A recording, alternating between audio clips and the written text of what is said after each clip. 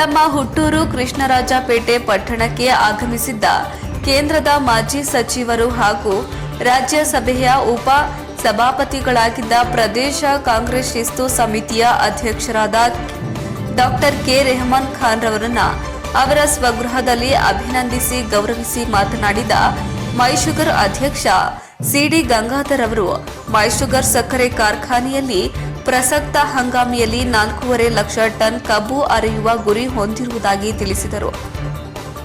ಕಾರ್ಖಾನೆಗೆ ರೈತರು ಸರಬರಾಜು ಮಾಡಿರುವ ಕಬ್ಬಿನ ಬಾಕಿ ಹಣವನ್ನು ಸಂಪೂರ್ಣವಾಗಿ ಪಾವತಿ ಮಾಡಿರುವುದಲ್ಲದೆ ಮೈಶುಗರ್ ಇತಿಹಾಸದಲ್ಲೇ ಇದೇ ಮೊದಲ ಬಾರಿಗೆ ಕೋಜನ್ ವಿಭಾಗದಲ್ಲಿ ಸಮರ್ಥವಾಗಿ ವಿದ್ಯುತ್ ಉತ್ಪಾದನೆ ಮಾಡಿ 75 ಲಕ್ಷ ಯೂನಿಟ್ ವಿದ್ಯುತ್ತನ್ನು ರಾಜ್ಯ ವಿದ್ಯುತ್ ನಿಗಮಕ್ಕೆ ಮಾರಾಟ ಮಾಡಿರುವುದಾಗಿ ತಿಳಿಸಿದರು.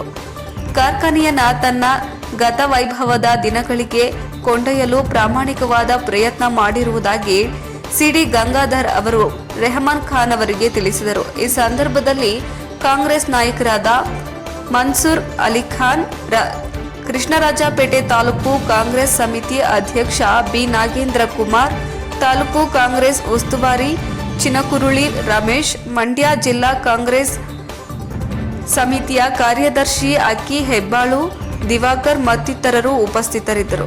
ವರದಿ doctor K R Neelakantha, Krishnarajpet, Mandya.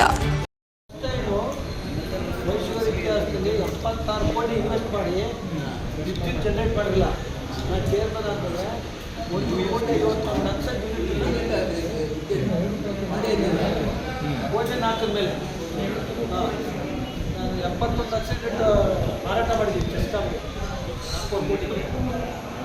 ರೈತರಿಗೆಲ್ಲ full payment ಪ್ರಾಬ್ಲಮೇ ಇಲ್ಲ. ಯಾವ ಪ್ರೈವೇಟ್ ಅವರು ಬಂದಿಲ್ಲ.